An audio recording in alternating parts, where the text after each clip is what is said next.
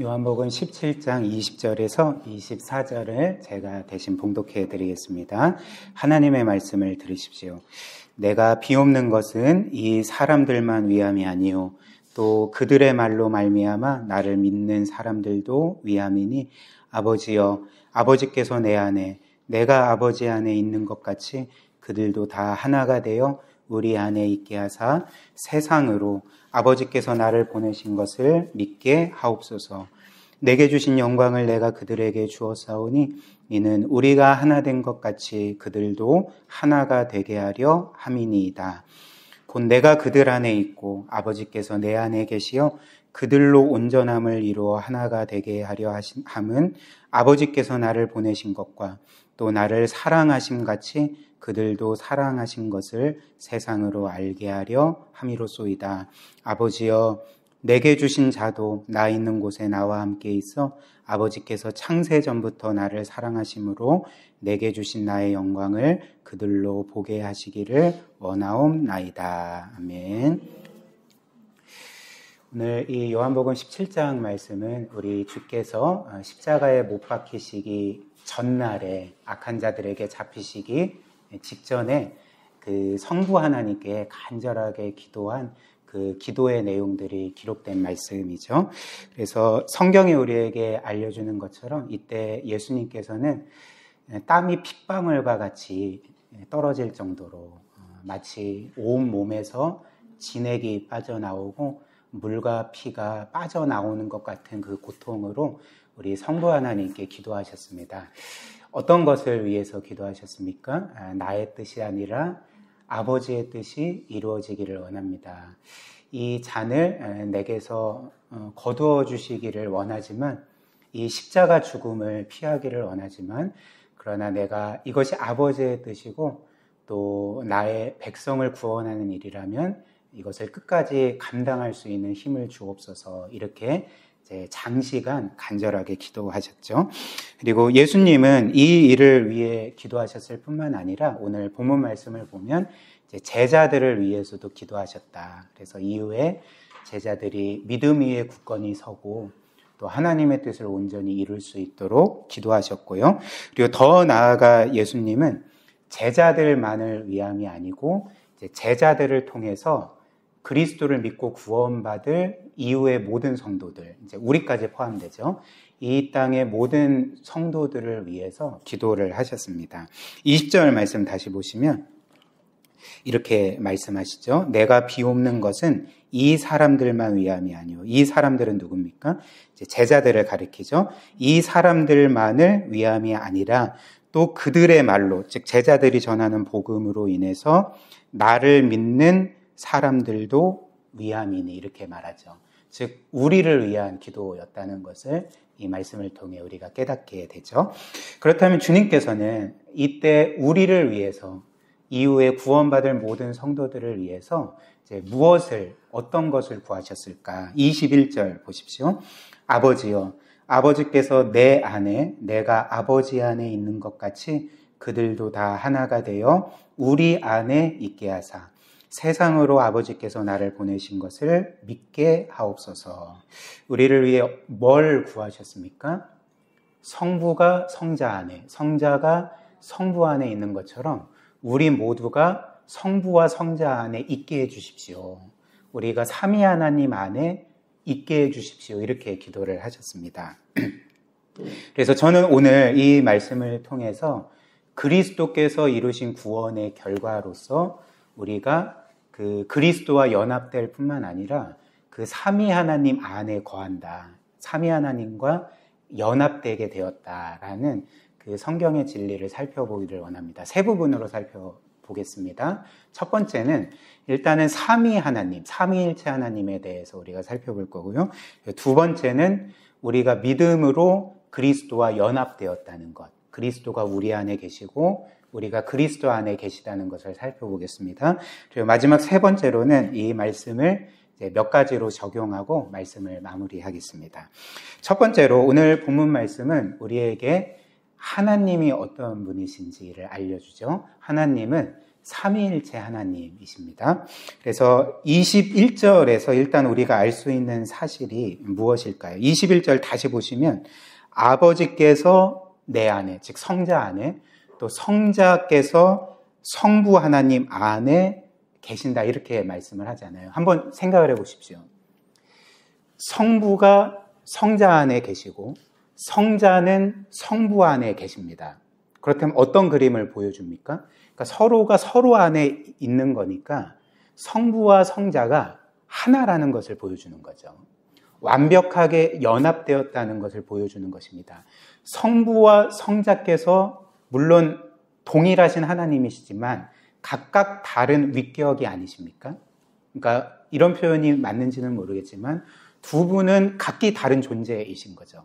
그러나 두 분이 서로 안에 거하시기 때문에 이 두 분은 둘이 아니라 하나로 존재하신다는 거죠. 그러니까 완벽한 연합을 이루고 계시다는 것입니다. 이것이 바로 성경이 우리에게 알려주는 삼위일체의 신비인 것입니다. 그래서 성경이 우리에게 알려주는 하나님은 구약 성경이 혹은 신약 성경이 우리에게 알려주는 것처럼 하나님은 오직 한 분 하나님이시다. 둘도 아니고 셋도 아닌 하나님은 오직 유일하신 한 분 하나님이시다. 이게 이제 성경의 강조점이잖아요. 근데 동시에 성경이 우리에게 알려주는 것은 그 한 하나님은 성부와 성자와 성령으로 존재하시는 거죠. 그리고 성부와 성자와 성령으로 존재하실 뿐만 아니라 이 세 위격이 각각 다르지만 오늘 말씀처럼 성부는 성자 안에 계시고 성자는 성부 안에 계시고 성령 또한 성부와 성자 안에 계셔서 이 세 위격은 서로 안에 계시니까 세 하나님이 아니라 완벽한 하나이시라는 거죠. 한 하나님이시라는 거죠. 그렇다면 이것은 우리에게 신비이지만 성부와 성자와 성령을 이렇게 하나로 연합시키는 것, 한 존재로 만드는 것이 무엇인가? 우리는 우리의 이성으로 이것을 다 알 수는 없습니다. 온전히 알 수 없고 이것은 여전히 우리에게 신비의 영역으로 남아있지만 그러나 그럼에도 불구하고 성경은 성부와 성자와 성령께서 각각 다른 위격이시지만 하나가 될 수 있는 이유를, 그 힌트를 우리에게 하나 알려줍니다. 그 힌트가 무엇이냐면 이제 사랑이라는 거죠. 사랑. 성부와 성자와 성령께서는 사랑으로 완벽하게 서로 안에 거하시고 하나가 되신다는 것입니다.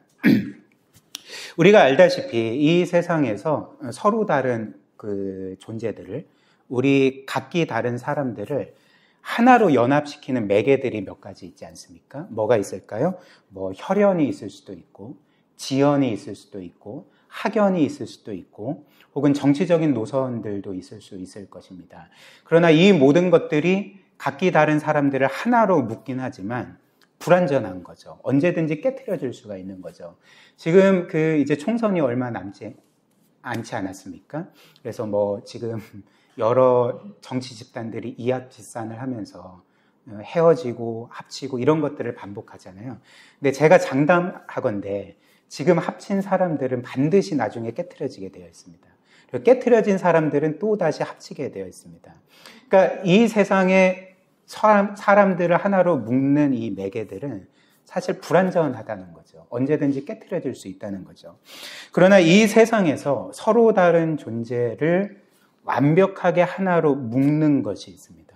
그것이 무엇일까요? 그러니까 사랑이라는 거죠. 사랑이라고 할 때 이 사랑은 이기적인 자기중심적인 사랑을 의미하는 것이 아니라 전적으로 이타적인 그 완전한 사랑이 우리를 하나로 묶고 서로 다른 존재들을 완벽히 하나로 묶는다는 것입니다. 그래서 하나님께서는 태초에 이런 의도로서 남자와 여자를 하나로 묶으시는 결혼 제도를 세우신 것 아니겠습니까? 마가복음 10장 6절부터 8절 보시면 우리 주께서 창세기 말씀을 인용하며 이렇게 말씀하셨죠. 창조 때로부터 사람을 남자와 여자로 지으셨으니 이러므로 사람이 그 부모를 떠나서 그 둘이 한 몸이 될지니라.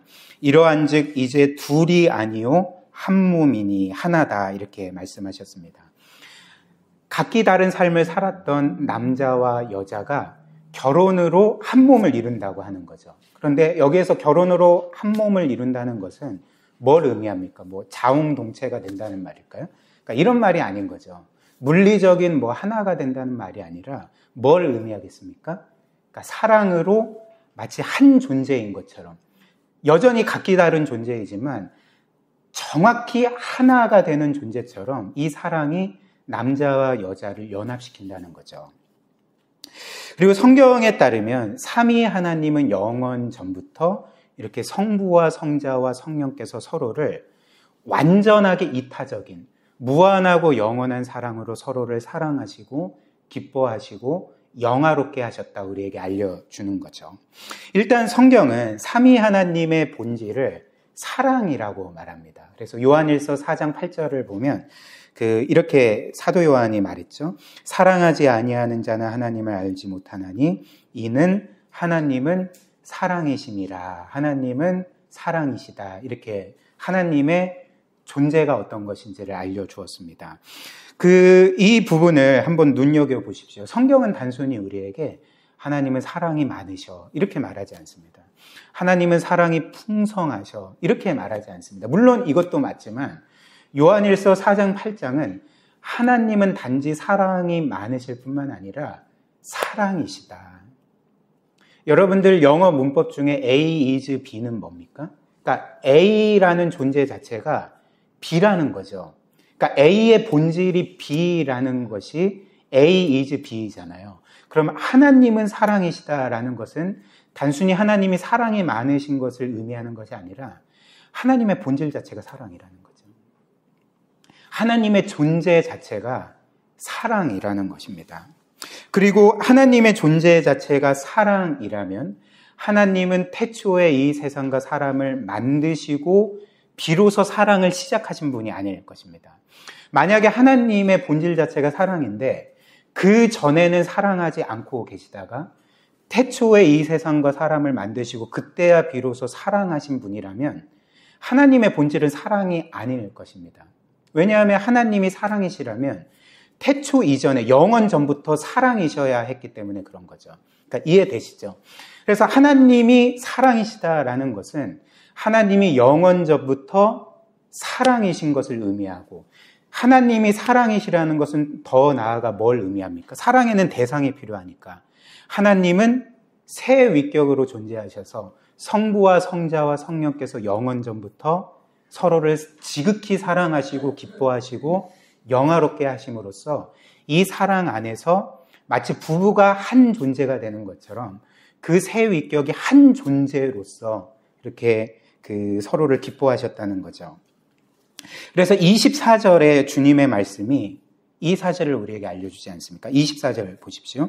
아버지여 내게 주신 자도 나 있는 곳에 나와 함께 있어 아버지께서 창세전부터, 창세전은 무엇을 의미합니까? 그러니까 영원을 가리키죠. 영원 전부터 나를 사랑하심으로 내게 주신 나의 영광을 그들로 보게 하시기를 원하옵나이다. 주께서는 분명히 밝히십니다. 창세 전에 영원 전부터 내 아버지는 나를 사랑하셨어. 나를 기뻐하셨어. 나도 그 아버지를 지극히 사랑하고 기뻐했어. 우리는 이렇게 영원토록 사랑을 나눴어라고 지금 말씀하고 계시는 거죠. 잠언 8장 30절도 동일한 사실을 알려주죠. 여기에서 내가라는 것은 예수 그리스도를 가리킵니다. 내가 그 곁에 있어서 창조자가 되어 날마다 그의 기뻐하신 바가 되었으며 항상 그 앞에서 즐거워하였으며 무슨 말입니까?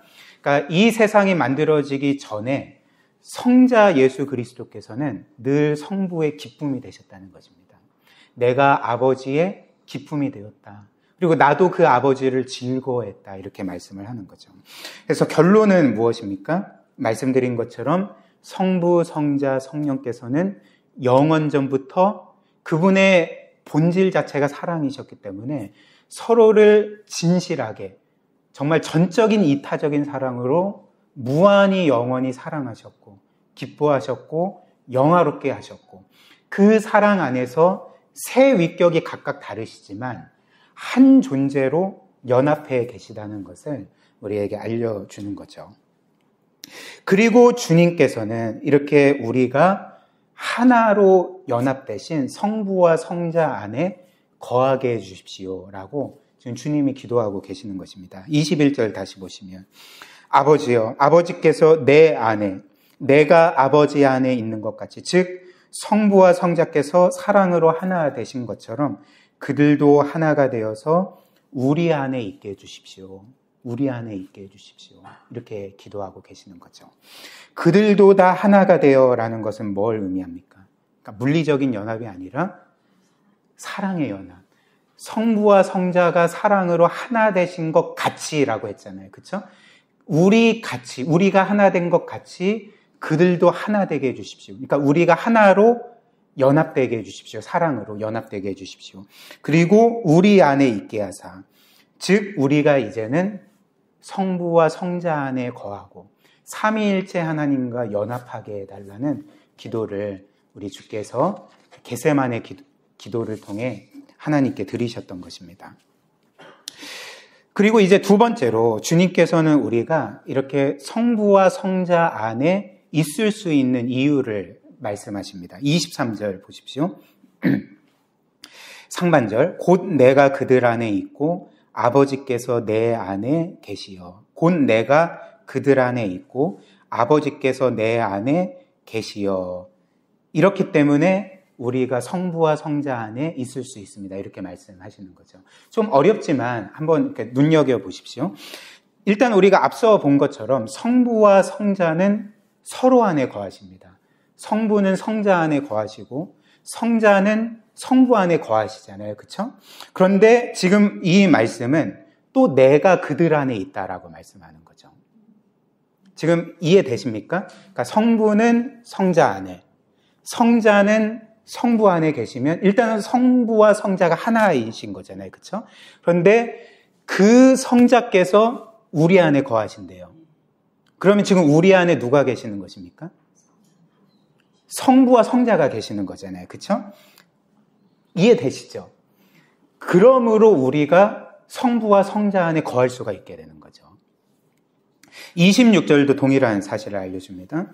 내가 아버지의 이름을 그들에게 알게 하였고 또 알게 하리니 이는 나를 사랑하신 사랑, 성부 하나님의 사랑이 그들 안에 있고 나도 그들 안에 있게 하려 함이니이다. 주님께서는 또 내가 너희 안에 있다라고 말씀을 하십니다. 또한 주님은 이렇게도 말씀하셨는데요. 요한복음 14장 20절 보십시오.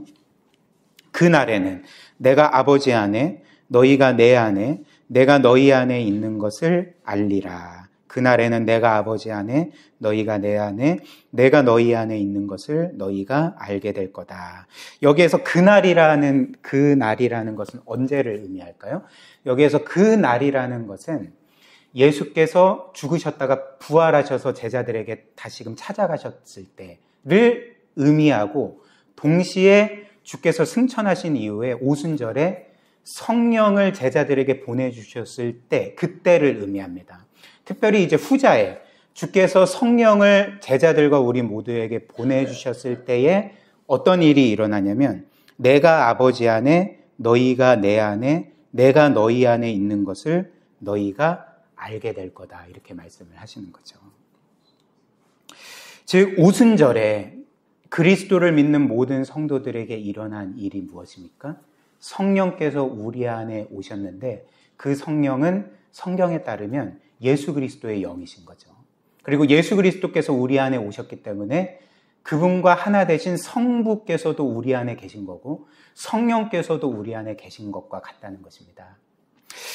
사랑하는 여러분, 여기에서 우리가 깨닫게 되는 구원의 중요한 그 진리가 하나 있습니다.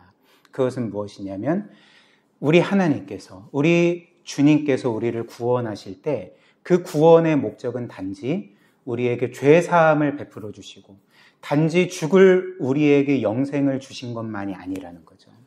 물론 주께서 우리를 구원하신 목적이 우리의 죄 사함도 있고 우리의 영생도 있지만 그게 전부가 아니라 오늘 요한복음 17장 말씀이 뭐라고 말합니까? 내가 너희를 구원한 궁극적인 목적은 내가 너희 안에 있는 거다. 그리고 너희가 내 안에 거하는 거다. 그럼으로써 너희 모두가 성부, 성자, 성령과 하나로 연합되는 거다라고 말씀하시는 거죠. 이것이 바로 구원의 목적이었다는 것입니다. 그래서 이 일이 우리에게 어떻게 일어났습니까? 제가 방금 말씀드린 것처럼 우리가 예수 그리스도를 믿었을 때 그 성령께서 우리 안에 들어오시는데 그 성령은 바로 그리스도의 영이시라는 거죠. 그 에어컨 잠시 좀 줄여주시면 좋을 것 같아요. 요한복음 14장 16절부터 18절 한번 보십시오. 내가 아버지께 구하겠으니 그가 또 다른 보혜사, 여기서 또 다른 보혜사는 성령을 의미하죠. 성령을 너희에게 주사 영원토록 너희와 함께 있게 하리니 그는 진리의 영이라. 세상은 능히 그를 받지 못하나니 이는 그를 보지도 못하고 알지도 못함이라. 그러나 너희는 그를 아나니 그는 너희와 함께 거하시며 또 너희 속에 계심이겠습니다. 내가 너희를 고아와 같이 버려두지 아니하고 너희에게로 오리라. 이렇게 말씀을 하셨습니다. 지금 주님은 그분이 십자가 지시기 전에 이제 제자들에게 내가 아버지께 구하겠다. 너희에게 또 다른 보혜사를 보내주시도록 내가 구할 거다. 이 또 다른 보혜사는 바로 성령이시다. 그렇기 때문에 내 아버지께서 너희에게 성령을 보내주실 건데 라고 말씀하시며 뭐라고 말씀하시냐면 18절을 보면 내가 너희를 고아와 같이 버려두지 아니하고 너희에게로 오리라 이렇게 말씀하시는 거죠. 지금 앞에서는 내가 성령을 너희에게 보내주겠다라고 말씀을 하셨는데 뒤에는 뭐라고 말합니까? 내가 너희에게로 갈 거다. 그럼 무슨 말입니까? 그러니까 우리 안에 오실 성령께서 예수 그리스도시라는 것을 보여주는 거죠. 왜냐하면 성자와 성령 또한 하나이시기 때문에 그런 거죠. 예를 들면 로마서 8장은 그 성령께서 그리스도의 영이시고 그리스도 자신이시라고 우리에게 분명히 알려줍니다. 로마서 8장 9절 10절 보십시오. 만일 너희 속에 하나님의 영은 성령이죠.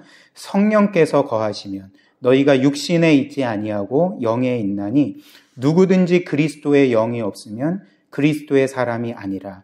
또 그리스도께서 너희 안에 계시면 몸은 죄로 말미암아 죽은 것이나 영은 의로 말미암아 살아있는 것이니라. 9절 보면 우리 속에 누가 거하신다고 합니까? 하나님의 영이 거하신다고 하죠. 근데 후반절에는 이 하나님의 영을 뭐라고 말합니까? 그리스도의 영이라고 말하는 거죠. 그리고 10절 보면 또 뭐라고 말씀하십니까? 그리스도께서 너희 안에 계시면이라고 말하는 거죠. 하나님의 영, 그리스도의 영은 그리스도 자신이시라는 거죠.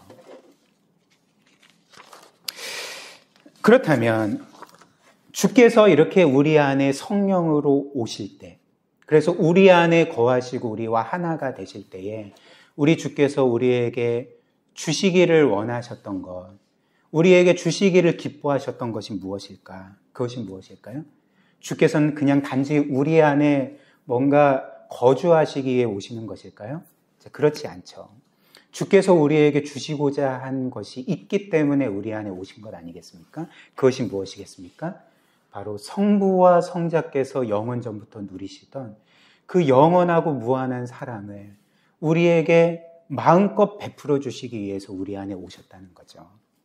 앞서 말씀드린 것처럼 성부와 성자께서 서로 안에 거하시고 하나 되신 것은 사랑 때문이었습니다. 그러니까 그 중심에 사랑이 있었던 거죠. 그리고 성부와 성자의 연합의 본질도 사랑과 그 기쁨 아니었습니까? 그렇다면 그리스도께서 우리 안에 오셔서 똑같이 우리와 연합되실 때 우리에게 주시고자 했던 것이 무엇일까요? 그분이 성부 하나님과 누리시던 그 놀라운 사랑을 우리로 하여금 맛보게 하시기 위해서, 우리로 하여금 영원토록 누리게 하시기 위해서 그분이 우리 안에 찾아오셨다는 것입니다. 이렇게 성부가 성자와 기쁨의 교제를 나누시던 것을 우리에게도 전해주시기 위해서 그 예수께서는 우리 안에 오시고 우리와 완벽한 사랑의 연합을 이루시고 우리 안에 내가 너희를 결코 버리지 않고 영원토록 너희와 함께하리라 이렇게 약속을 하셨던 거죠. 사랑하는 여러분, 사실 이것이 말이 됩니까? 우리 그리스도께서 우리를 구원해 주시고 우리에게 영생을 주신 것만으로도 너무나도 놀라운 일인데 여전히 죄 많은 우리 안에 그 거룩하신 하나님께서 오셨다는 것.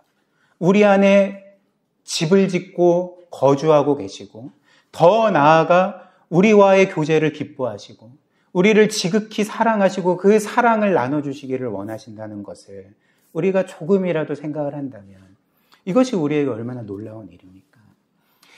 저는 이 말씀을 한 주간 준비하면서 묵상하면서 굉장히 큰 감격을 누렸습니다. 사실 일상에서 이 사실을 오랫동안 잊고 살았었는데 내 안에 정말 그리스도가 계시는구나. 그리고 여러분들 안에 우리는 의식하지 못하지만 그리스도께서 계시다는 것. 그리고 우리와 교제를 원하시고 우리를 지극히 사랑하시고 기뻐하신다는 것. 이것이 우리가 정말 이 사실을 믿는다면 이것이 우리에게 얼마나 놀라운 은혜가 되겠습니까?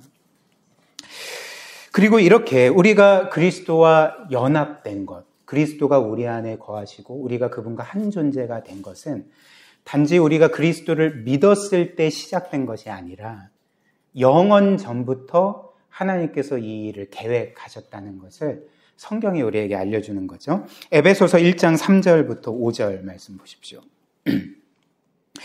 찬송하리로다. 하나님 곧 우리 주 예수 그리스도의 아버지께서 그리스도 안에서 하늘에 속한 모든 신령한 복을 우리에게 주시되 곧 창세 전에 그리스도 안에서 우리를 택하사 창세 전에 그리스도 안에서 우리를 택하사 우리로 사랑 안에서 그 앞에 거룩하고 흠이 없게 하시려고 그 기쁘신 뜻대로 우리를 예정하사 예수 그리스도로 말미암아 자기의 아들들이 되게 하셨느니 이렇게 말합니다.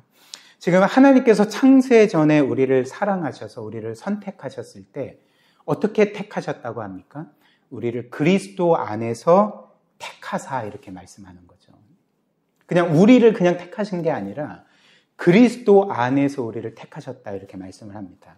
그리고 신약 성경에서 그리스도 안에서라는 이 말은 그리스도와의 연합을 가리키는 거죠. 성도가 그리스도와 하나로 연합됐다는 것을 그리스도 안에서라는 말로 표현을 한다는 것입니다. 그렇다면 하나님께서 창세 전에 우리를 택하실 때 이렇게 그리스도 안에서 택하시고 그리스도와 연합된 그 약속 가운데 우리를 택하셨다는 것은 무엇을 의미할까요? 창세 전부터 하나님께서는 그리스도께서 이 땅에서 행하시고 이루시고 성취하실 모든 것들을 미리 보셨는데 그 모든 것들을 그리스도와 우리를 하나로 묶으셔서 그리스도의 모든 것이 우리의 것이 되도록 선택하셨다는 거죠. 마치 우리가 이 땅에서 약혼하는 것처럼 창세 전에 하나님은 그리스도와 우리를 약혼시키셨고 그리스도를 우리의 신랑으로 우리가 그분의 신부로 약혼시키셨고 그러니까 약혼한다는 것은 무엇을 의미합니까? 이제 일단은 결혼이 이루어지진 않았지만 신랑의 모든 것이 반드시 신부의 것이 된다는 것을 의미하는 거죠. 그리고 신부의 모든 것이 신랑의 것이 된다는 것을 의미하는 것 아니겠습니까? 그러니까 하나님께서는 이렇게 우리를 그리스도 안에서 택하셨다는 것입니다. 그래서 어떤 일이 일어났습니까? 그리스도의 모든 것이 실제로 우리의 모든 것이 된 거죠. 그리스도의 죽으심이 우리의 죽으심이 되고 그리스도의 부활이 우리의 부활이 되고 그리스도께서 이루시고 성취한 모든 구원과 영광이 우리의 것이 되었다는 거죠. 그래서 로마서 6장 5절 보면 이렇게 말하죠. 만일 우리가 그의 죽으심과 같은 모양으로, 여기서 모양은 이렇게 번역합니다. 제가 다시 번역해 드리겠습니다. 만일 우리가 그의 죽으심과 같은 죽음으로 연합한 자가 되었으면 또한 그의 부활과 같은 부활로 연합한 자가 되리라. 무슨 말일까요? 그리스도와 우리가 하나로 연합되어 있기 때문에 이미 창세전부터 하나가 되기로 약혼되어 있기 때문에 그리스도의 죽음이 우리의 죽음이 되고 그리스도의 부활이 우리의 부활이 되고 그리스도의 완전한 순종이 우리의 순종이 된다는 것입니다.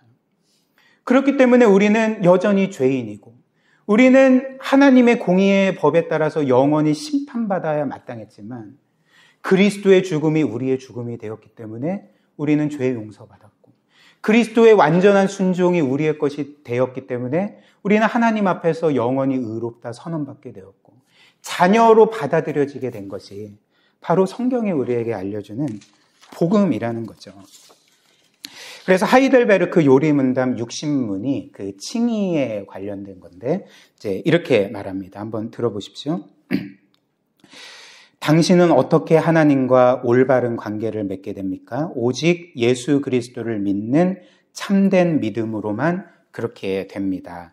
비록 나의 양심이 나를 하나님의 모든 계명을 거슬러 심각하게 죄를 저지르고 그 중에 하나도 전혀 지키지 않았다고 고발할지라도, 그리고 비록 내가 여전히 모든 악에 기울어 있더라도, 그럼에도 불구하고 하나님은 나에게 아무런 자격이 없어도 순전한 은혜로, 주목하십시오, 내게 그리스도의 완전한 순종과 의와 거룩함을 허락하시고 내 것으로 간주해 주십니다. 즉 하나님은 마치 내가 한 번도 죄를 짓지 않고 죄인도 아니었던 것처럼 여겨주시고, 마치 그리스도가 나를 위해 순종하셨듯이 나도 완벽하게 순종한 것처럼 여겨주십니다. 그러므로 우리가 해야 될 일은 믿는 마음으로 이 하나님의 선물을 받아들이는 일뿐입니다. 라고 우리의 신앙의 선배들이 이 복음을 설명해 주었던 것입니다. 그리고 우리는 더 나아가 그리스도의 죽음과 부활과 완전한 순종과 의로움만을 받을 뿐만 아니라 그분이 순종함으로써 성부 하나님께 받을 그 영광과 지위와 왕권과 모든 것을 우리가 값없이 그리스도와 연합되었기 때문에 받는다는 거죠. 그래서 로마서 8장 32절 이렇게 말하죠. 자기 아들을 아끼지 아니하시고 우리 모든 사람을 위하여 내주시니가 어찌 그 아들과 함께 모든 것을 우리에게 주시지 않겠느냐. 하나님은 우리에게 그 아들을 주실 뿐만 아니라 그 아들과 함께 모든 것을 주신다 약속을 하셨던 거죠. 이처럼 하나님은 창세 전부터 우리를 그리스도 안에서 선택하시고 그리스도와 연합되도록 정하셨고, 이제는 그리스도께서 이루신 모든 것, 소유하신 모든 것들이 우리의 것이 되도록 이렇게 만드셨던 것입니다. 이것이 바로 우리가 예수 그리스도를 믿을 때 그 성령께서, 그리스도의 영이신 주께서 우리 안에 들어오실 때 이루어지는 일이라는 거죠. 그렇다면 이제 마지막으로 이 말씀을 우리의 삶에 이제 몇 가지 적용을 해보도록 하겠습니다. 그리스도께서 우리 안에 거하시고 우리와 연합되셨다면 첫 번째로 우리는 우리 안에 계신 그리스도와 교제해야 된다는 거죠. 우리는 그리스도와 늘 영적으로 교제해야 된다는 것입니다. 물론 우리가 우리 안에 계신 그리스도와 교제한다는 것은 어떤 사람들이 생각하는 것처럼 뭔가 신비한 경험을 한다던가 뭔가 그 신비한 어떤 체험들을 하는 것을 의미하지 않습니다. 우리 안에 계신 그리스도와 우리가 교제한다는 것은 어떤 면에서 지극히 일상적인 일들을 신실하게 행해야 된다는 것을 의미합니다. 일상적인 일이 무엇일까요? 우리의 신앙의 의무인 거죠. 매일 하나님의 말씀을 듣고 읽고 묵상하는 것, 그리고 그 주께 기도함으로써 그 주님께 아뢰고 그분의 또 음성을 듣고 그분과 교제하는 것, 그리고 그분의 뜻대로 살아가고 선을 행하고 그분을 닮아가는 이 모든 일들을 통해 우리는 우리 안에 계시는 그리스도와 늘 교제하게 되는 거죠. 그런데 한번 생각을 해보십시오.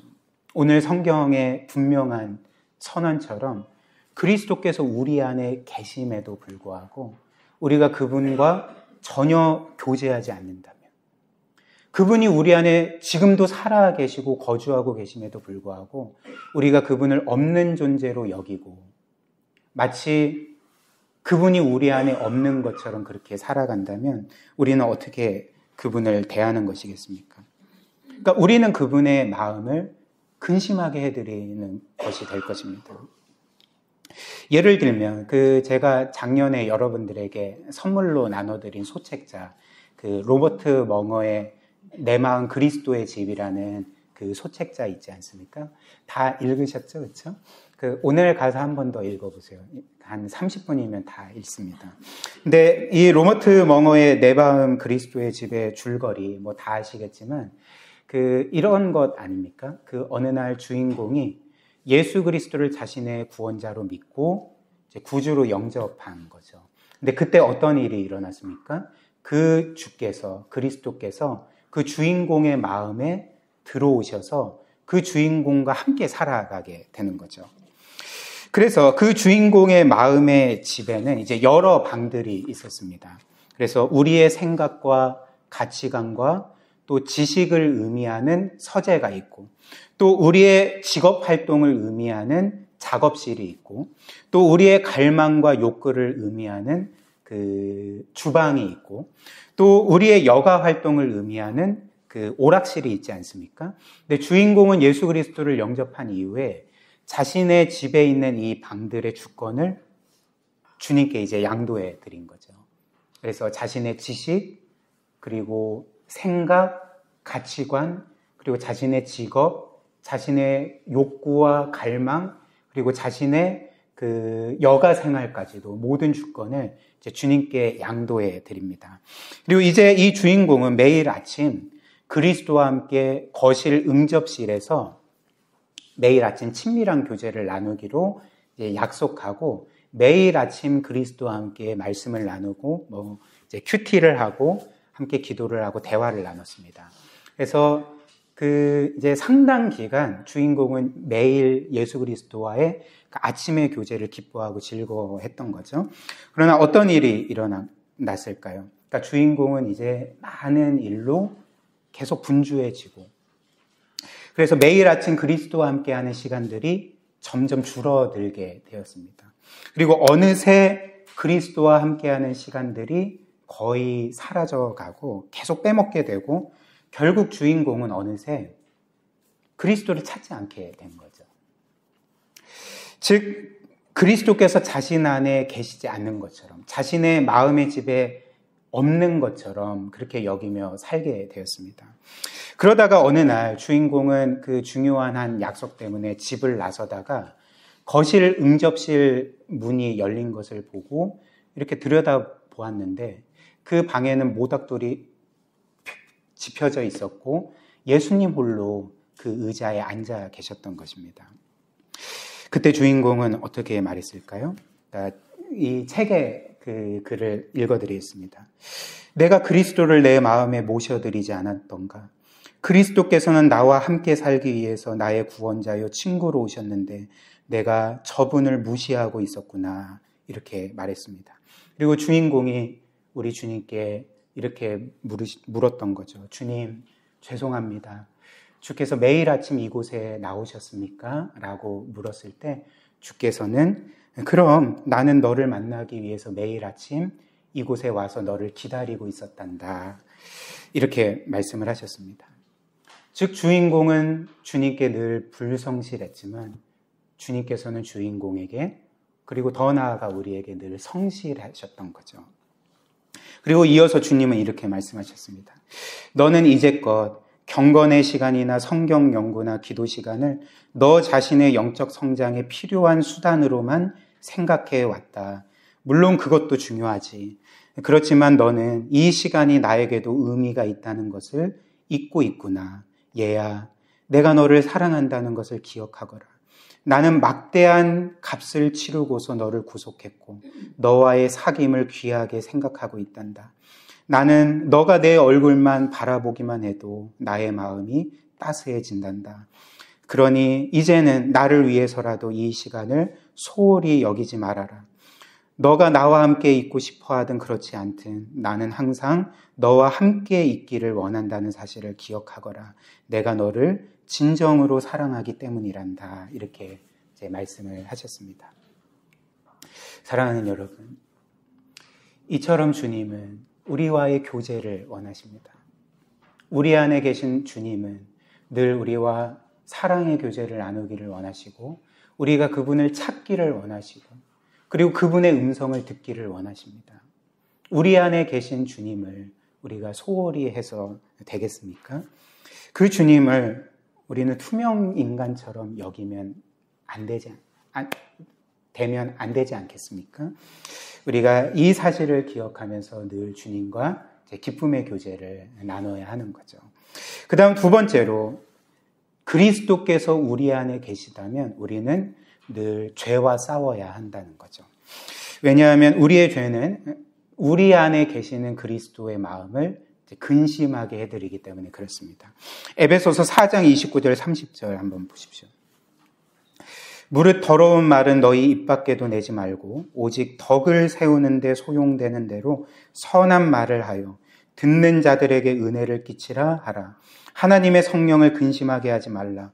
그 안에서 너희가 구원의 날까지 인치심을 받았느니라. 이렇게 말합니다.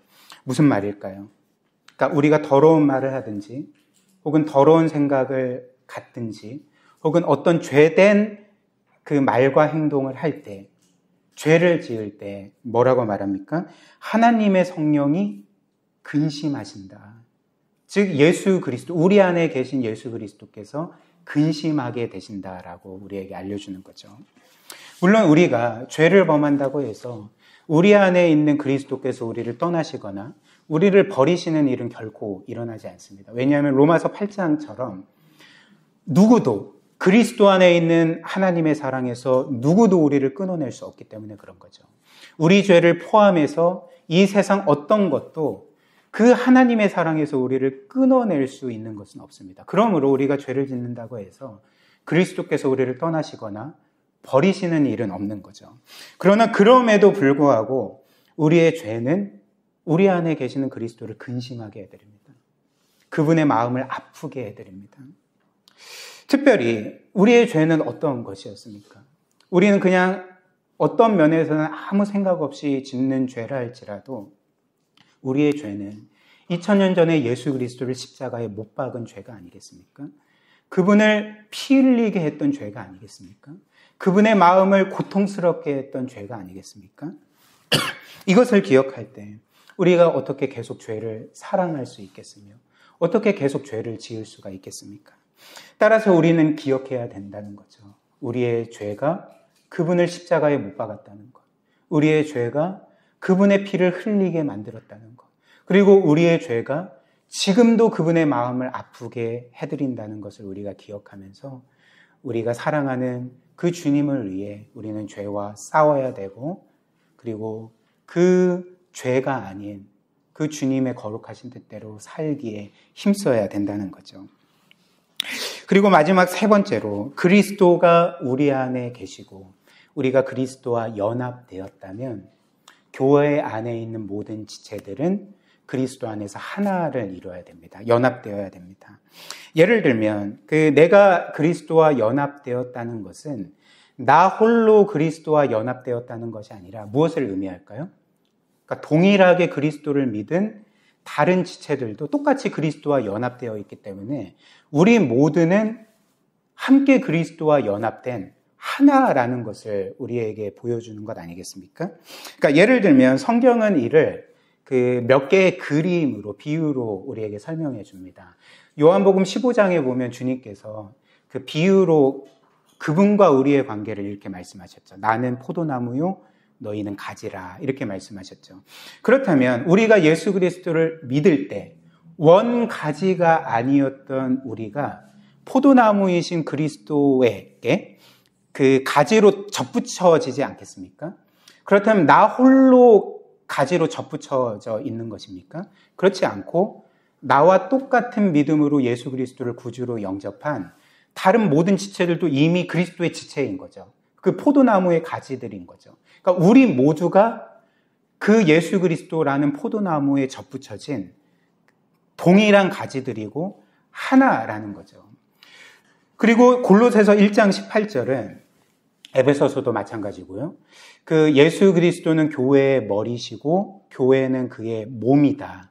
우리 모두는 그 몸의 지체들이다. 이렇게 말씀합니다. 즉 우리가 예수 그리스도를 우리의 구세주로 믿고 영접할 때에 그분의 몸이 아니었던 우리가 그분의 그 머리 대신 그리스도의 몸에 지체로서 접붙여지는 거죠.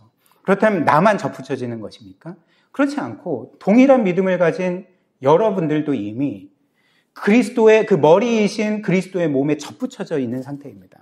그러니까 우리 모두가 한 몸을 이루고 있고 하나라는 거죠. 하나로 연합되었다는 거죠. 무엇을 보여줄까요? 그러니까 우리의 신앙생활이 반드시 공동체적이어야 된다는 것. 성경에 따르면 지극히 개인적인 신앙생활이라는 것은 없고 우리의 신앙생활은 반드시 공동체적이어야 됨을 우리에게 알려주는 말씀이라는 거죠. 이런 이유로 주님은 오늘 이 요한복음 17장 본문 말씀에서 그 세 차례나 걸쳐서 이들이 하나가 되게 해주십시오라고 기도했습니다. 한번 다시 보십시오. 21절부터 23절. 자, 21절 보면 아버지요, 아버지께서 내 안에 내가 아버지 안에 있는 것 같이 그들도 다 하나가 되게 해주십시오. 그리고 22절. 내게 주신 영광을 내가 그들에게 주었사오니 이는 우리가 하나 된 것 같이 그들도 하나가 되게 하려 함이니이다. 23절.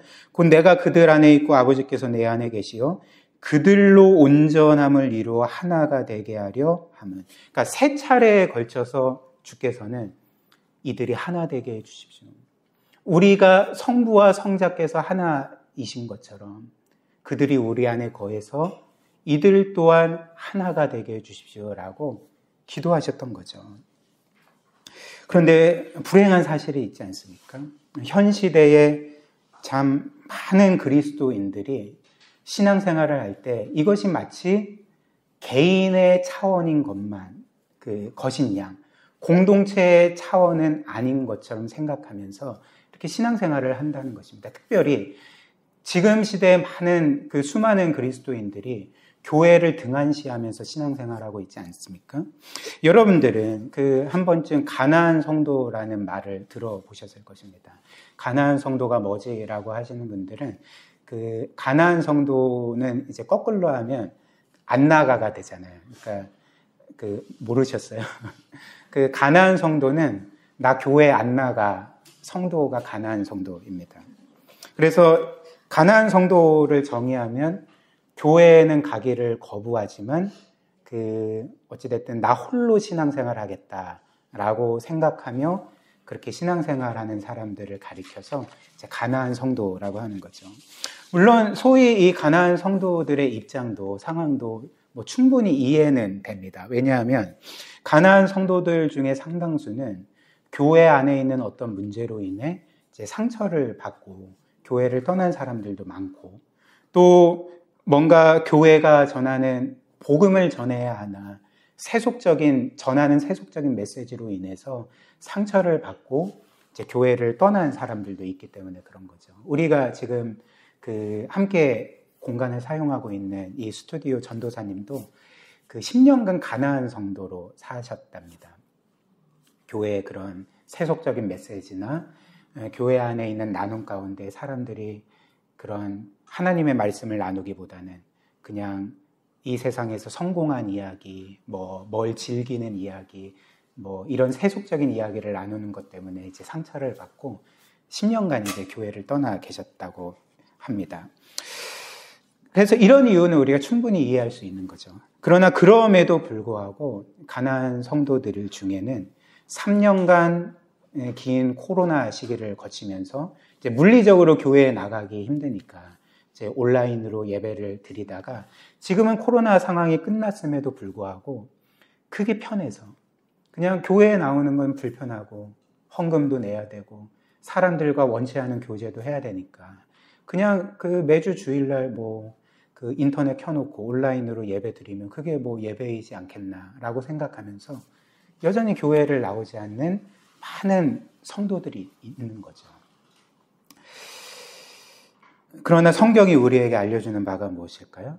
어떤 경우에서든지 교회에 상처를 받아서 교회를 떠나서 가나안 성도로 살든지 아니면 코로나 시기를 거쳐서 이게 편해서 그냥 귀찮아서 온라인으로 예배를 드리는 가나안 성도든지 간에 교회가 없이는 진정한 신앙생활이 아니라는 거죠.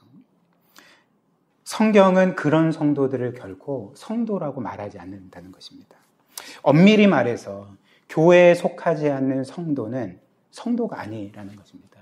너무 심하게 들리십니까? 그러니까 제 말이 아니라 성경의 분명한 증언이라는 거죠. 한번 생각을 해보십시오. 우리는 그리스도를 믿는 즉시 구원을 받을 뿐만 아니라 교회의 머리이신 그리스도께 접붙여집니다.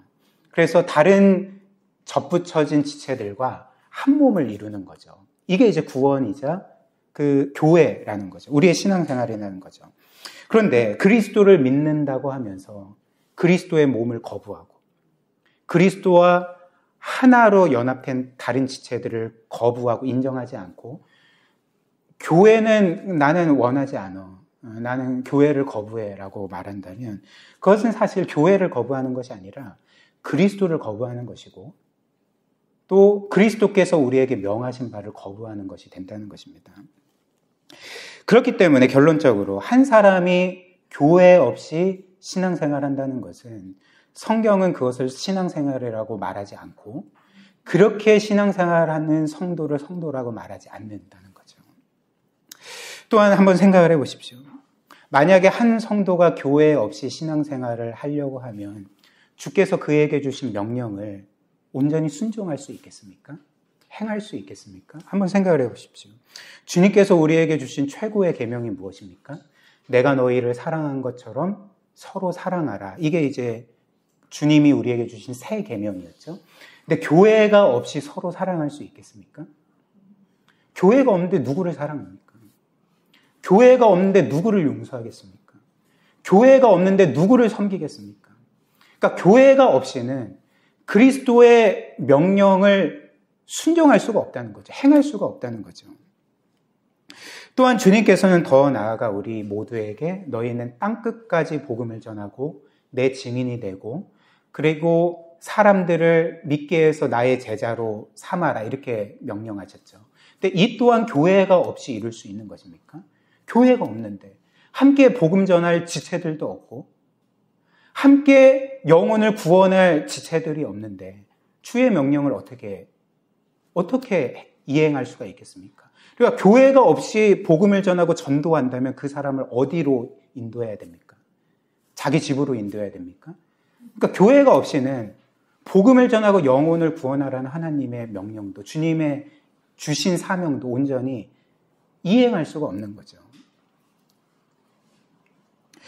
결국 교회 없이 신앙생활을 한다는 것은 순전히 나의 유익만을 위해 하는 신앙생활, 순전히 자기중심적인 이기적인 신앙생활밖에는 안 된다는 것입니다. 주께서는 분명히 너희 모두가 교회를 너의 몸같이 사랑하고 함께 건강하게 세우고 주의 사명을 이루라라고 명하셨는데 교회가 없이 이 일들을 그 누가 어떻게 할 수가 있겠습니까? 사랑하는 여러분, 혹시 나의 신앙생활과 교회를 분리시켜서 생각하고 있지는 않습니까?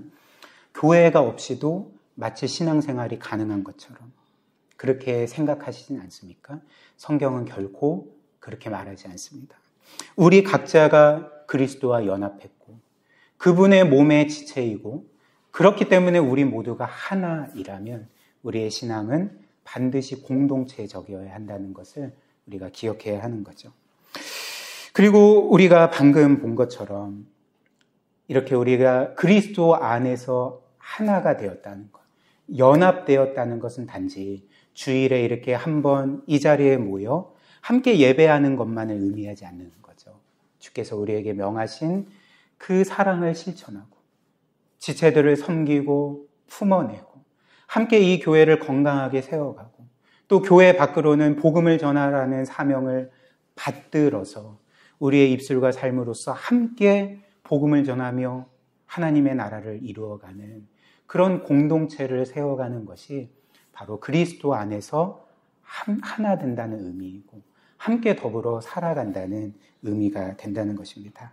우리 모두가 이렇게 그리스도가 우리 안에 거하신다는 것을 기억하고 그리스도 안에서 우리 모두가 하나인 것을 기억하면서 함께 교회를 건강하게 세워가 주시기를 또 함께 주께서 주신 사명을 감당해 주시기를 주님의 이름으로 축복합니다.